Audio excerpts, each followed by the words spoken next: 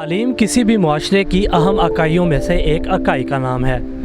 कोई भी मुआशरा तालीम की राह पर चलने के बगैर तरक्की की राह पर गामज़न नहीं हो सकता। पाकिस्तान और पाकिस्तान जैसे बहुत से तरक्की पजीर ममालिक में तालीम एक अहम मसाला है। हम लोगों ने तालीम को जुदा जुदा हिस्सों में तकसीम कर रखा है। पाकिस्तान की अगर मैं बात करूं तो हमारे यहाँ पर तबक़ाती निज़ाम तालीम एक ऐसा मसाला है जिसकी जड़ें बहुत गहराइयों तक पहुँच चुकी हैं।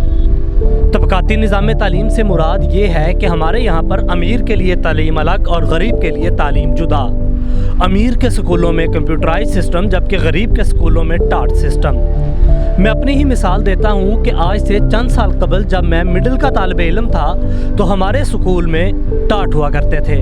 हम उन्हीं टाटों पर बैठा करते थे और मज़े की बाट ये है कि हो सकता है कि आपको आज जिस जगह पर बैठने का मौका मिले वहाँ से टाट फट चुका हो और आपको ज़मीन पर बैठना पड़े। हमारे उस्ताद कहा करते थे कि अगर आप चाहते हैं कि आपकी वर्दी मैली न हो तो कल स्कूल आते वक्त घर से अपना टाट लेते आइएगा। और हम किताबों से ज़्यादा टाट की अहमियत को उजागर करना मुनासिब समझते थे। तबक़ाती निज़ाम तालीम किसी भी मुल्क की जड़ें खोखली करने के लिए बहुत अहमियत का हामिल है। अगर आप किसी भी मुल्क को तरक्की की राह से रोकना चाहते हैं तो वहाँ के लोगों में तकसीम डाल दें।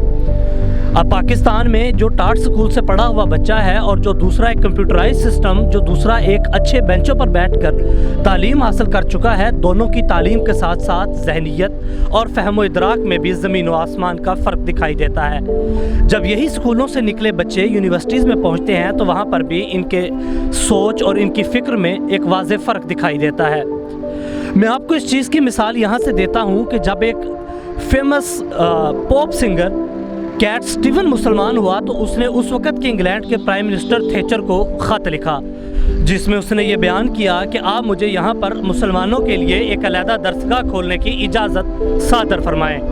मगर थैचर का उसके जवाब में ये ख़त था कि अगर हम आपको मुसलमानों के लिए अलहदा तालीमी दरसगाह खोलने की इजाज़त दे देंगे तो हमारे मुल्क में तबक़ाती निज़ाम तालीम की जड़ें परवान चढ़ना शुरू हो जाएंगी। लिहाजा उस वक़्त थैचर ने उसको ये जवाब देते हुए इजाज़त ना दी। इस चीज़ को देखते हुए हमें तबक़ाती निज़ाम तालीम और इसके नुकसानात का खुमियाज़े की अहमियत का अंदाज़ा हो जाना चाहिए। थैचर के इस जवाब को सामने रखते हुए मुझे और आपको मौजूदा निज़ाम तालीम की तबाहकारियों का अंदाज़ा बखूबी हो जाना चाहिए। अब मैं समझता हूँ कि पाकिस्तान में एक तालिब इल्म को जो मसाइल पेश आते हैं उनमें उस्ताज़ा का रवैया बिलाशुबा और दूसरा हमारा निज़ाम तालीम का फरसूदा होना है। पाकिस्तान में निज़ाम तालीम का फरसूदा होने की वाज़ेह मिसाल ये है कि हम कई सालों से बल्कि दहाइयों से अपने निज़ाम तालीम में कोई तब्दीली नहीं ला सके। पाकिस्तान का निज़ाम तालीम हमारी यूनिवर्सिटियों में पढ़ाए जाने वाला निसाब वही जूं का तूं है। दुनिया तरक्की की राहों पर गामज़न है, हर आए दिन नई टेक्नोलॉजी दरियाफ्त हो रही है, लेकिन हमारा निसाब तालीम वहीं पर रुका हुआ है। हम मिसालें तो बहुत देते हैं कि रुके हुए पानी में से बदबू आना शुरू हो जाती है, लेकिन हम इस पर अमल नहीं करते। अब पाकिस्तान में हमें यूनिवर्सिटियों में जो निसाब पढ़ाया जा रहा है हमें अपनी फील्ड्स में जाकर उसका बिल्कुल भी फ़ायदा नहीं होता। जैसे ही हम अपनी यूनिवर्सिटी से एक निसाब को पढ़कर निकलते हैं और हम फील्ड का सामना करते हैं तो वहाँ पर चीज़ें बिल्कुल मुख्तलिफ होती हैं। 180 के ज़ाविये पर हमें जाना पड़ता है और हम उन चीज़ों से बिल्कुल भी वाकिफ़ नहीं होते। हमारी जो भी इस वक्त टेक्नोलॉजी के इदारे हैं, जो भी हमारी इस वक्त फील्ड्स हैं, जो भी हमारी इंडस्ट्रीज़ हैं, वो इस चीज़ को एक्सपेक्ट कर रही होती हैं कि एक यूनिवर्सिटी से निकलने वाला तालिब इल्म जदीद आलात, जदीद टेक्नोलॉजी और सॉफ्टवेयर से आरास्ता होकर निकलेगा।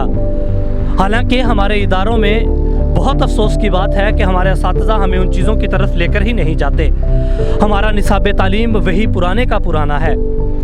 दूसरा, हमारी यूनिवर्सिटियों में पेश आने वाले मसाइल में से एक बहुत बड़ा मसाला उस्ताज़ा का रवैया भी है। अब बहुत से लोग ये सोचेंगे कि क्या मैं ये उस्ताज़ा की बेअदबी कर रहा हूँ, तो आइए मैं आपको चंद मिसालें देता हूँ। मैं कतन सैफुल्लाह जमाली और साकिब हुसैन हकड़ो को नहीं भूल सकता। ये दोनों वो तलबा थे जिन्होंने अपने उस्ताज़ा के रवैये से और अपनी यूनिवर्सिटी के एडमिनिस्ट्रेशन के अंदाज से मजबूर होकर अपनी जान दे बैठे थे। अब साकिब हुसैन हकड़ो और सैफुल्लाह जमाली ये दोनों यकीनन पढ़ने वाले तालिब इल्म होंगे, तभी तो ये इनमें से एक इलेक्ट्रिकल इंजीनियरिंग का फाइनल ईयर का स्टूडेंट था। हमारे इस निज़ाम तालीम पर लिखी गई एक तहरीर آپ کے گوش گزار کرنا چاہوں گا۔ میرا یہ ماننا ہے کہ یہ بات روزہ روشن کی طرح عیاں ہے کہ پاکستان کا نظام تعلیم انتہائی فرسودہ ہے۔ ہمارے اس نظام تعلیم میں جہاں پڑھا کر غلام پیدا کیے جاتے ہیں، وہاں امتحان لے کر پہلے یہ دیکھ لیا جاتا ہے کہ کون زیادہ قابل غلام بن سکے گا، اور پھر انہی میں سے چند ایک کا انتخاب کر لیا جاتا ہے۔ اس نظام تعلیم میں ہر روز ایک نہ ایک جابر بن حیان کو خودکشی کے نام پر مار دیا جاتا ہے۔ ہر روز ایک سقراط کو زہر کا پیالہ پلایا تو جاتا ہے، مگر بڑی ہی بے دردی اور زینت کے ساتھ وہی پیالہ اسی کے ہاتھوں میں تھما دیا جاتا ہے۔ ہر زندہ لاش یہ منظر انتہائی مہارت سے دکھ بھرا لہجہ بنا کر دیکھتی تو ہے، مگر سکوت اختیار کر لیتی ہے۔